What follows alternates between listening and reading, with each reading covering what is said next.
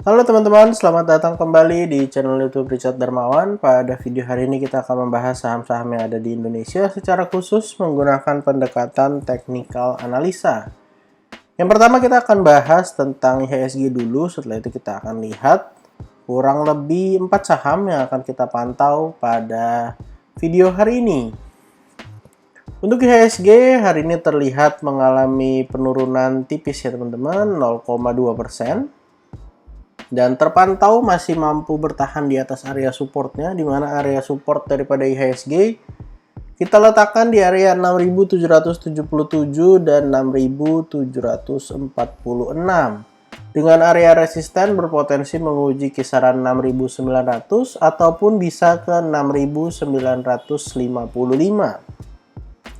Sejauh ini pergerakan IHSG cukup baik ya teman-teman, dan kalau kita pantau juga dari net foreign buy, terpantau asing terus melakukan pembelian ya teman-teman. Pada video hari ini aja atau pada data hari ini kita cek di rti.co.id, asing melakukan net foreign buy sebesar 968 ya untuk regional market, yang artinya uang ini cukup besar ya teman-teman, digunakan oleh asing untuk membeli saham-saham yang juga bagus ya teman-teman. Ada Bank BRI, Telkom, BNI, Antam, BCA, dan Bank Mandiri. Hingga membuat IHSG walaupun turun sebenarnya proyeksinya masih bagus. Teman-teman yang mau buy on weakness silahkan perhatikan area support daripada IHSG dan juga area support dari saham-saham yang berhubungan erat dengan IHSG. Kalau dikasih kesempatan koreksi, sebenarnya itu adalah kesempatan untuk buy on weakness. Untuk saham pertama yang akan kita bahas pada video hari ini adalah Telkom. Telkom pada perdagangan hari ini terpantau naik 2,22% dengan close di area 4.150. Saham Telkom sendiri teman-teman beberapa waktu yang lalu mengkonfirmasi sebuah pola, yaitu ascending triangle dengan potensi kenaikan menuju ke 4.450. Walaupun memang setelah breakout dari 4.010 ternyata tidak langsung ngegas, tetapi sempat turun dulu koreksi ke area support 2-nya di kisaran 3.890 sampai 3.840. Kalau kita ukur teman-teman dari area support 2 yang sempat kita gambar beberapa waktu yang lalu sudah naik sekitar 7,93%. Hal yang baik ya teman-teman, artinya area supportnya bekerja dengan baik dan terpantau ada potensi untuk terus melanjutkan penguatan menuju area target ke 4.450. Sempat beberapa waktu tertahan di kisaran area 4.120 sebelum akhirnya berhasil breakout dan melanjutkan kenaikannya. Untuk area resisten terdekat teman-teman ada potensi menguji kisaran area 4.280 sebelum akan melanjutkan menuju area target 4.450. Untuk yang mau buy on weakness teman-teman boleh pantau, kalau dikasih turun sampai 4.000 sebenarnya sangat layak untuk buy on weakness saham Telkom. Karena ada potensi kenaikan setidaknya 4.450 dan kalau bisa break dari 4.280 bisa membuat pola lanjutan baik itu rounding bottom atau inverted head and shoulders ketika mengalami koreksi. Jadi silahkan teman-teman pantau Telkom, kalau dikasih turun silahkan buy on weakness. Saham kedua yang akan kita bahas hari ini adalah CTRA. Saham Ciputra teman-teman pada perdagangan hari ini ya. Ciputra Development mengalami kenaikan 3,65%. Pada perdagangan hari ini sempat menyentuh area resisten, bahkan sempat nge-break 1020 dengan mencetak area high di 1025. Tetapi sayangnya tidak berhasil mempertahankan kenaikannya dan ditutup di area 995. Untuk area support dari CTRA, kita letakkan area support terdekat di 995 sampai 980. Kalau ternyata area tersebut gagal menahan penurunan CTRA, ada potensi turun lanjutan ke sekitar area 950. Jadi turunnya bisa ke area 950 ataupun bisa saja ke area trendline ya teman-teman. Jadi diharapkan CTRA ini mampu tertahan di area-area supportnya, karena bisa teman-teman lihat juga kalau dari sisi volume, sebenarnya volume hari ini luar biasa besar. Bahkan volume hari ini terbesar sepanjang bulan tahun 2023 ya teman-teman. Jadi harusnya ini bisa menjadi momentum bagi CTRA untuk kembali menguat setelah mengalami penurunan beberapa waktu terakhir.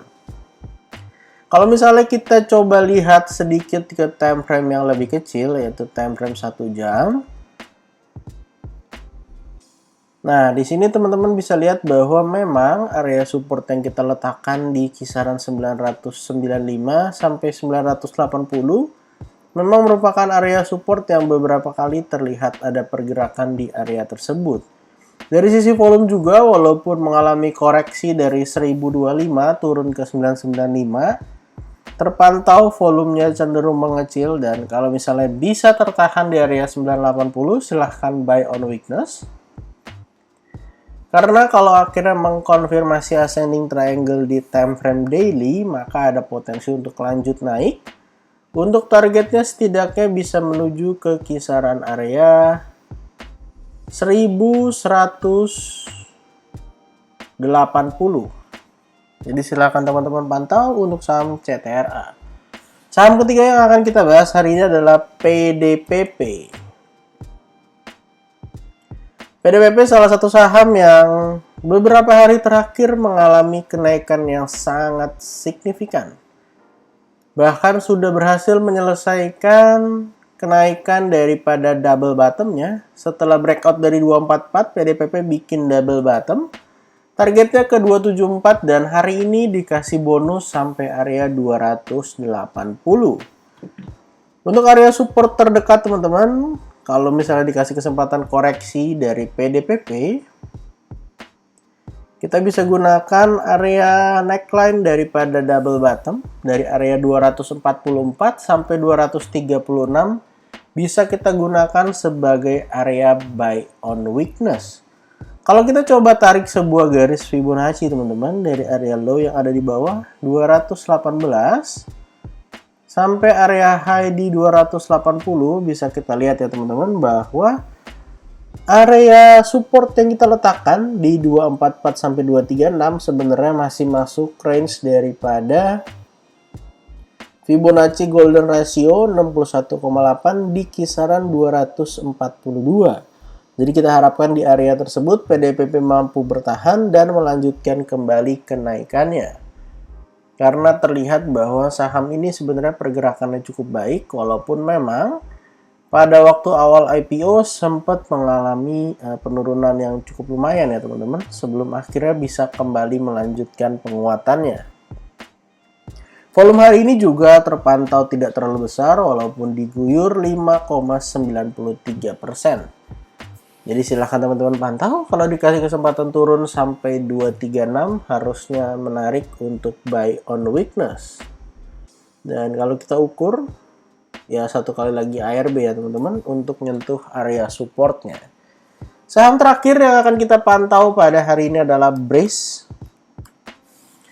Breeze adalah salah satu saham yang analisanya tidak kita ubah dari beberapa waktu yang lalu dan terpantau Breeze terus mengalami penguatan, bahkan bisa kita lihat bersama ya teman-teman, setelah tertahan di area 1480, bahkan Breeze membuat beberapa pola yang cukup menarik, hingga akhirnya kembali terus melanjutkan kenaikannya. Kita akan bahas dari time frame yang lebih besar dulu di weekly time frame. Breeze sendiri beberapa waktu yang lalu bikin double bottom ya teman-teman, dan neckline-nya itu di 1665 dengan potensi kenaikan sebenarnya ke 2240. Atau kalau dari neckline ada potensi naik 33,94%. Sayangnya setelah breakout tidak langsung naik dan ternyata mengalami koreksi dulu ke area yang sempat kita letakkan di kisaran 1480. Setelah bertahan kurang lebih 1 bulan, akhirnya kembali melanjutkan kenaikannya. Akan menjadi hal yang menarik teman-teman kalau ternyata saham BRIS ini mampu break dari kisaran 1780. Karena kita bisa lihat bersama ya teman-teman, potensinya ini bisa jadi sebuah pola continuation. Ini adalah left shoulder, lalu yang di tengah ini adalah head-nya. Lalu yang di sebelah kanan ini adalah right shoulder-nya. Dimana kalau kita lihat bersama, area left shoulder dan right shoulder tertahan di area support yang kurang lebih sama. Kalau misalnya pola ini akhirnya terkonfirmasi ketika perdagangan besok atau perdagangan mendatang, saham BRIS bisa break dari 1780, artinya potensi kenaikannya akan jauh lebih tinggi. Karena bisa kita lihat bersama ya teman-teman, dari area bottom di bawah 1090 sampai 1780 ada sekitar 690 poin ya. Artinya bahkan kenaikannya bisa jauh lebih tinggi dari 2240. Untuk sekarang teman-teman, kalau dikasih kesempatan koreksi sebenarnya teman-teman bisa cicil ke bawah sampai 1480. Kalau dikasih kesempatan koreksi ya teman-teman. Atau kalau teman-teman mau buy on breakout, silahkan teman-teman pantau saham BRIS. Ketika terkonfirmasi break dari 1780 bisa buy on breakout dengan target harusnya bisa jauh di atas dari area 2240. Jadi BRIS akan masih menarik untuk beberapa waktu ke depan. Jadi pada video hari ini kita total ada bahas 4 saham. Yang pertama ada saham Telkom, lalu CTRA, ada PDPP, dan yang terakhir adalah BRIS. Disclaimer on, untuk semua saham yang saya sebutkan pada hari ini bukan ajakan menjual atau membeli, bukan rekomendasi. Silakan teman-teman lakukan cek dan recheck kembali. Kalau tidak sesuai dengan analisa teman-teman, silahkan di skip dan cari saham lainnya. Jangan lupa untuk support channel ini dengan cara like, comment, share, dan juga subscribe. Jangan lupa untuk join channel Telegram dengan link yang ada di deskripsi. Terima kasih, sampai jumpa di video berikutnya.